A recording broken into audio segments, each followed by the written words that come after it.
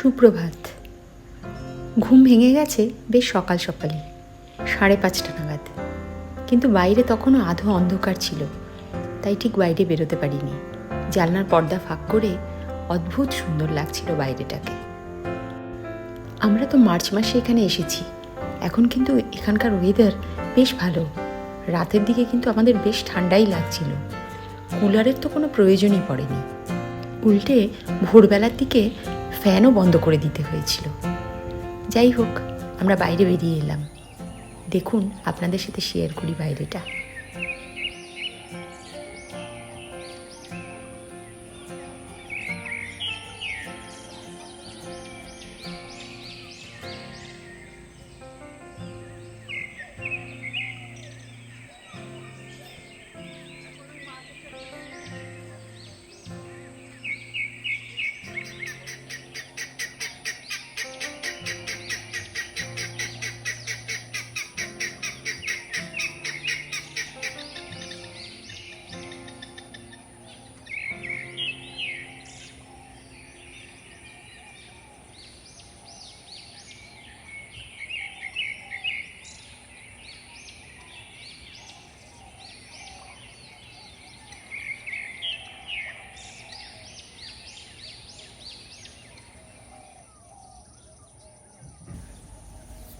সত্যি অদ্ভুত সুন্দর, ভীষণ মন ভালো করে দেওয়া একটা সকাল।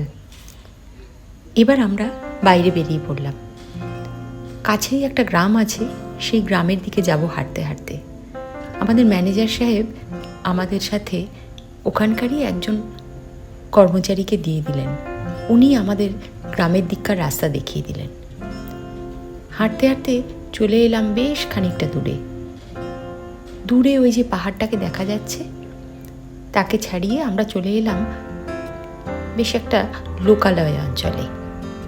চারিদিকে দেখুন পলাশের বাগানে ভর্তি, প্রতিটা গাছে পলাশ ফুলে একদম লাল হয়ে আছে।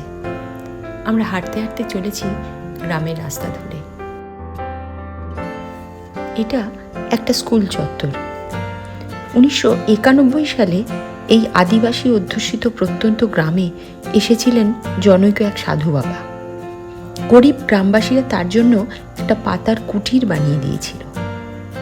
তারপর ধীরে ধীরে এই সাধু বাবার ঐকান্তিক প্রচেষ্টায় অনেকটাই বদলে গেছে এই গ্রামের চেহারা।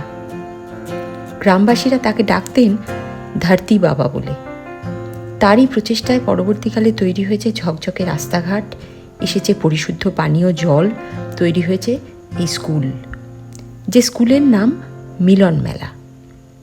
এই স্কুলটি অন্যান্য স্কুলের থেকে কিন্তু সম্পূর্ণ আলাদা। রয়েছে এখানে খুব সুন্দর ব্যবস্থা, বেশ বড় খেলার মাঠ আর পড়াশোনা করবার সুন্দর পরিবেশ। গ্রামের আদিবাসী শিশুরা এখানে বিনামূল্যে পড়াশোনা করে। পাহাড়ের কোলে ছবির মতো সুন্দর একটা গ্রাম, তবে রাস্তাঘাট কিন্তু পাকাই। আমরা সেই রাস্তা ধরে গ্রামের মধ্যে চলেছি। বাড়িগুলোর গায়ে আঁকা ছবিগুলো কিন্তু সত্যি অসাধারণ, একদম মন ভরিয়ে দেবে। রাস্তার দুপাশে এরকম ছোট ছোট মাটির বাড়ি রয়েছে, শুধু একতলা নয়, কিছু কিছু দোতলা বাড়িও রয়েছে। প্রায় প্রতিটি বাড়ির গায়েই শিল্পকর্মগুলি কিন্তু মন ভরিয়ে দেবে। দুপাশে তাকিয়ে শুধু আপনি দেখেই যাবেন। সকালবেলা তো, তাই পাড়ার মহিলারা কলসি বালতি এ সমস্ত কিছু নিয়ে রাস্তার পাশের কলগুলোতে জল নিচ্ছে। তাদের সাথেই আমরা কিছু কিছু গল্প করলাম, যদিও তারা আমাদের ভাষায় খুব একটা সাবলীল নয়। তাদের কথা বুঝতে আমাদের একটু অসুবিধাই হচ্ছিল, আবার আমাদের কথাও তাদের বুঝতে একটু সমস্যা হচ্ছিল। যাই হোক, তাদের সঙ্গে কথা বলেই জানলাম বাড়ির অল্প বয়সী মেয়েরাই সাধারণত এই শিল্পকর্মগুলো করে থাকে। দেখলে সত্যি অবাক হতে হয় এবং ভাবতে হয় কোনো প্রথাগত শিক্ষা ছাড়াও কি অদ্ভুতভাবে এই শিল্পকর্মগুলো তারা ফুটিয়ে তুলেছে দেয়ালের গায়ে। দেখে মনে হচ্ছে কোনো পারদর্শী শিল্পীর তুলিতে যেন এই আঁকাগুলো ফুটে উঠেছে। আমরা প্রায় গ্রামের শেষ প্রান্তে চলে এলাম। এখানে শিউলিবোনার অধিবাসীদের সাংস্কৃতিক চর্চা কেন্দ্র। এদের বিভিন্ন উৎসবের সময় এই জায়গাটার মধ্যেই সেই উৎসবগুলোর আয়োজন করা হয়ে থাকে। এর পরে গেলেই একটা নদী পড়ে এবং নদীর পরেই মোটামুটি জঙ্গল এরিয়া। ওই গ্রামের মহিলাদের সাথে যখন কথা হচ্ছিল তখন তারা বললেন যে তাদের প্রাত্যহিক খাবার জল তারা ওই কল থেকে সংগ্রহ করে, আর বাদবাকি তাদের স্নান, জামাকাপড় কাচা সমস্ত কাজকর্মই তারা গ্রামের ওই শেষ প্রান্তে নদীর জলে করে। গ্রামটা কিন্তু খুবই ছোট্ট, কাজেই মোটামুটি আধ ঘন্টা 40 মিনিটের মধ্যেই আমরা পুরো গ্রামটা পায়ে হেঁটেই ঘুরে ফেললাম। আবার ফিরে এলাম সেই প্রচুর পলাশ গাছ আছে যেখানে, সেই জায়গাটায়। কারণ গ্রামে যাওয়ার সময় এই জায়গাটা আমাকে প্রথম থেকেই খুব টানছিল, তাই সেই জায়গাটায় আবার ফিরে এলাম।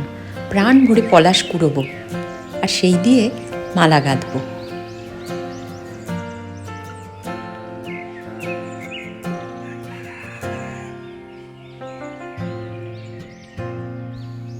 কুঁচোর ভরে পলাশ তুলে নিয়ে এলাম মালা গেঁথে মাথায় পরবো বলে। আর এইখানে দুজন আপ্রাণ চেষ্টা করছে একটা পলাশ গাছকে তুলে নিয়ে আসবার জন্যে, কিন্তু তার গোড়াটা এতই শক্ত এবং মাটির ভেতরে এতটাই ঢুকে আছে যে তাকে খুঁচিয়ে তোলা প্রায় দুঃসাধ্য। অনেকক্ষণ প্রচেষ্টার পর এরা মোটামুটি হাল ছেড়ে দিল। শেকড় শুদ্ধ গাছটাকে আর তুলতেই পারল না মাটি থেকে। মর্নিং ওয়াক সেরে আমরা মোটামুটি 8টা নাগাদ হোটেলে ফিরে এলাম। চা একদম রেডি ছিল, সঙ্গে সঙ্গে ওরা আমাদের চা দিয়ে দিল। তারপরে আমরা ব্রেকফাস্টও সেরে নিলাম, লুচি, ছোলার ডাল, ডিম সেদ্ধ এবং তার সাথে একটা করে মিষ্টি। হোটেলের চেক আউট টাইম 11টা। আমরা মোটামুটি তার মধ্যেই স্নান সেরে রেডি হয়ে যাব। এখন আমরা যাব বিহারীনাথ পাহাড় দেখতে, তারপরে সেখান থেকে আমরা বাড়ির পথ ধরব। আমরা চন্দননগর থেকে এসেছি, সুরছন্দ গানের গ্রুপ। সঙ্গে আমাদের দিদি আছেন শ্রীমতী সন্ধ্যা দত্ত, এবং আমাদের দাদা সমস্ত কিছু অর্গানাইজ করেছেন। আমরা মেনলি ইউটিউব থেকেই জায়গাটা এক্সপ্লোর করেছি। তো এখানে এসে আমাদের ভীষণ ভীষণ ভালো লেগেছে। এখানকার সমস্ত অ্যাম্বিয়েন্স, তারপরে ঘরে সমস্ত ঘরের ফার্নিচার বা ব্যবস্থাপনা বা খাওয়া দাওয়া সমস্ত কিছুর অ্যারেঞ্জমেন্ট আমাদের মানে এক্সিলেন্ট লেগেছে। খুব ভালো, এক কথা ভীষণ ভালো লেগেছে। আপনাদের ব্যবহারও ভীষণ কর্ডিয়াল এবং একটা হোমলি অ্যাটমসফিয়ার। একদম প্রত্যেকটা জিনিস নিজেরা রান্না বান্না, খাওয়া দাওয়া সমস্ত কিছু খুব ঘরোয়া একটা এক্সপিরিয়েন্স এবং ভীষণ ভীষণ ভালো লাগে। রুচি সম্পন্ন, একদিন দুদিন থাকার জন্য একদম খুব আইডিয়াল একটা প্লেস এটা। সব কিছু সেরে বেরোনোর পূর্বে ম্যানেজারবাবু আমাদের অনুরোধ করলেন যে এই হোটেলে আমাদের থাকা কেমন লেগেছে সেই সম্পর্কে 2-4 কথা বলতে। তাই জন্যেই আমরা সকলে আমাদের মতামত ব্যক্ত করলাম। এবার আমাদের ঘরে ফেরার পালা। একে একে আমরা সবাই বাসে উঠছি এবং আমরা এখান থেকে যে অভিজ্ঞতা এবং আনন্দ নিয়ে যাচ্ছি, এটা আমাদের সারা বছরের পাথেয়, তাই তো দিদি? বলো, আবার আসবো আমরা, আবার আসবো, আবার আসবো। চলো, হ্যাঁ। আর কারো কিছু এখানে দেবার নেই তো? না, আমার ব্যাগটা পিছনে। তোমার ব্যাগ টুলুর হাতে ছিল। দেখো আমার ব্যাগ এসকালেটরে ঢুকিয়ে দিয়েছি। দিদি হাত দেখাও। এই যে এইটা তোমার। চলো ওঠো, অচিনা দি, নমিনা দি, নমিতা দি ওঠো।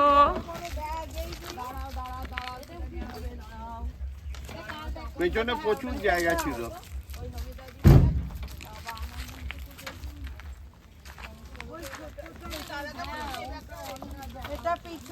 দাদা একটা ছবি নিয়ে নাও, তুলো দাদার সাথে।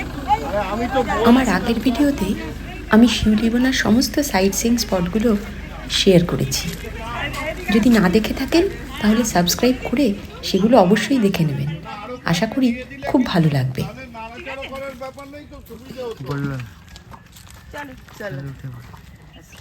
টাটা।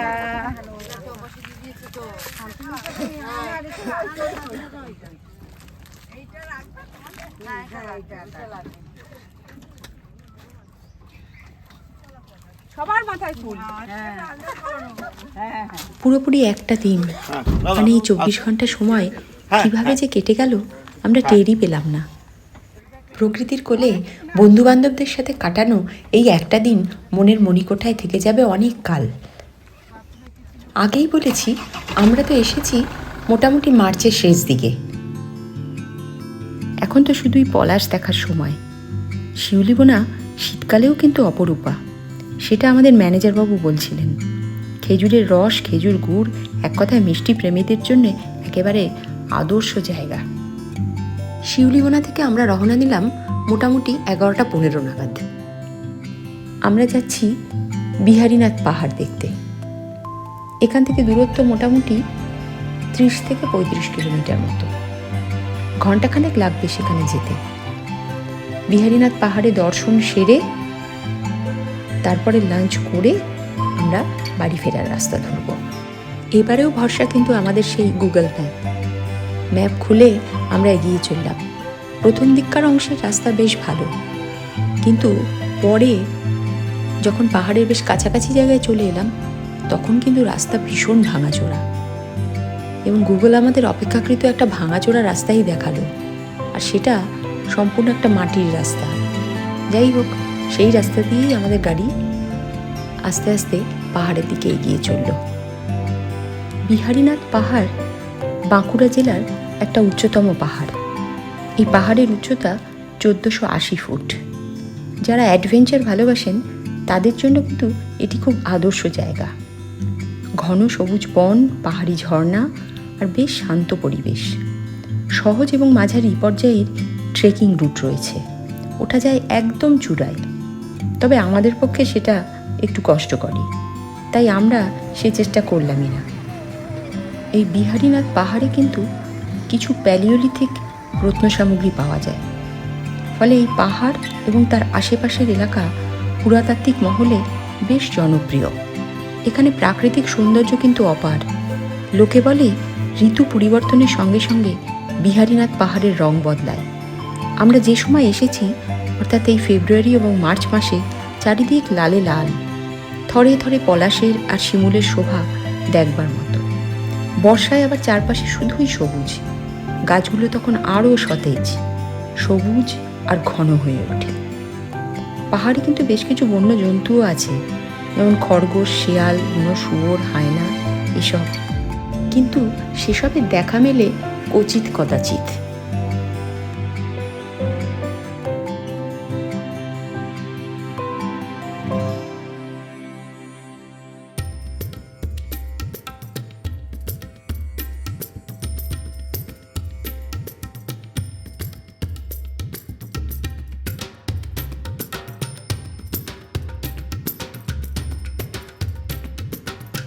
আমরা সোজা চলে এলাম বিহারীনাথ মন্দিরে।